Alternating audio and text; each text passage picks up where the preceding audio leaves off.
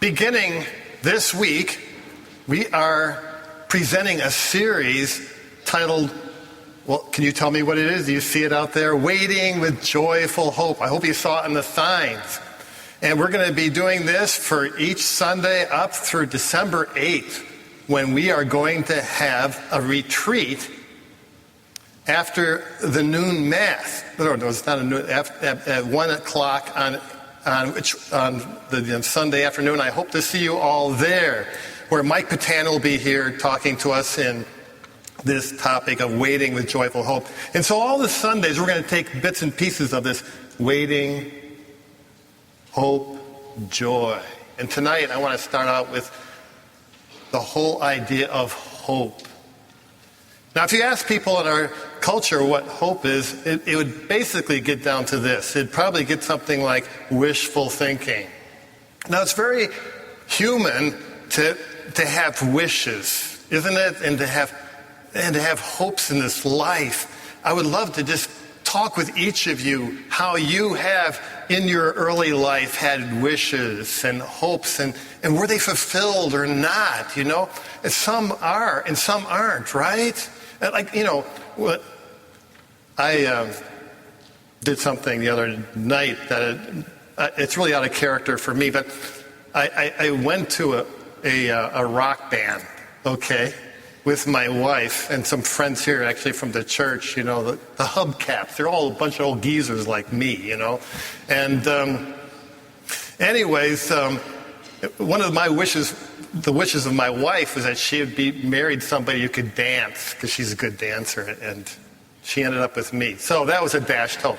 But anyways, I dance like a wounded camel, and so it's always embarrassing for me to be out there. But I'm out there with her, you know, and they play this old love song in the 60s, and we were kind of doing our thing. We were looking at each other's eyes, and we're saying, you know, singing the words together, and it dawned on me that I've had an answer to a hope that I had when I was a little boy. That, you know what, someday I'd fall in love, you know, and I could, and here I'm 64, my wife's 64. We can look each other in the eyes and we can sing the song together. You know, that's really great. You know, wonderful.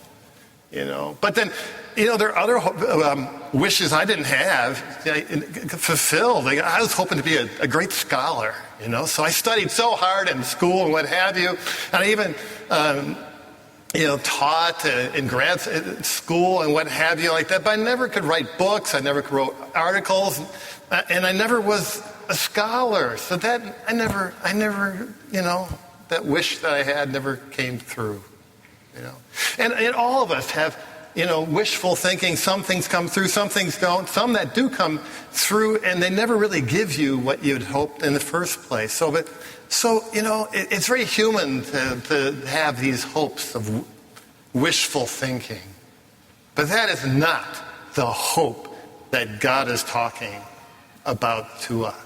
You see, we all sort of pray a little. We plan a little. We jockey for position. We hope, but never really coming to certainty about anything, and fearful that we're going to miss something. Do you think that God wants us to live that way? No. I'll tell you what biblical hope is. It's living in confident expectation. Confident expectation in God.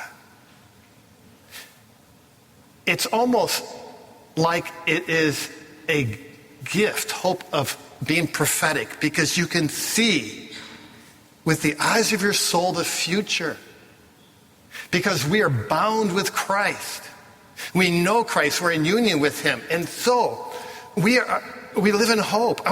In this life, we know even if there's a great suffering, that Christ makes all our suffering redemptive. Right? And we know that when he died, we will be resurrected. Because did you hear what Jesus told us about ourselves today? We are children of the resurrection. We are children of the resurrection. You feel like a child of the resurrection? Yeah. So in our first reading, when we read this, we say, oh my goodness, and that's not even the whole story. You want to read the whole story, you should go home and read it, A mother's watching all her sons being tortured and killed, and she's urging them on that they will not bend and falter in their faith in God. And we might think that this is even morbid or macabre. But this is not some quaint little story that happened in the Maccabean time. And no, this has been played out for 2,000 years of church history, all the way to this moment, where people have a hope that's a confident expectation in Jesus. And it's so strong that they're willing to die all over the world. This same story is being played out all the time. Confident expectation in God. That's what hope is. We know the future. We do, because God is there. Wow. Okay, well, we come to the New Testament and we have the Sadducees. The Sadducees were soaked up to their eyeballs in what we might call the secularism of their time, in Platonic philosophy, that they denied that there was a resurrection from the dead. And that's why they were sad, you see. Well, okay. They come up to Jesus with this preposterous story, okay, that there's this woman who goes through 7 husbands who all happen to be brothers. And so, well, in the resurrection, whose husband, whose wife is she going to be, And Jesus says, something, in the resurrection, there's never going to be any marriage or giving of marriage. Well, marriage is a great thing. It's a wonderful thing, And my wife comes up to me a couple times and she says, in heaven, we're not going to be married. I mean, that's no good thing. And I'm thinking to myself, this poor woman has lived with me a lifetime. An eternity would probably be too much. I would think so. What do you think? I don't know. No, but as wonderful as marriage might be, right? Jesus is saying this, that the resurrection and the resurrected life is going to be so far above and beyond and wonderful beyond even marriage in this life, even a good marriage in this life. Wow. And he says, I am the God of Abraham, Isaac, and Jacob. I am not the God of the dead, but of the living.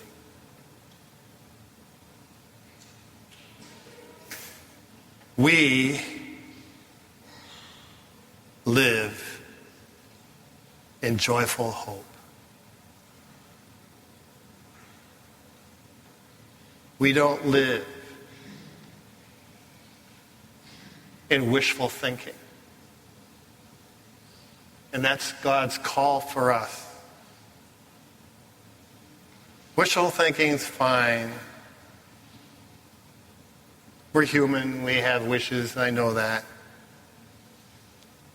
But God's called us above it into a confident expectation in the resurrection. Because you and I, what are we? We are children of the resurrection. We are called to walk like immortals in this life.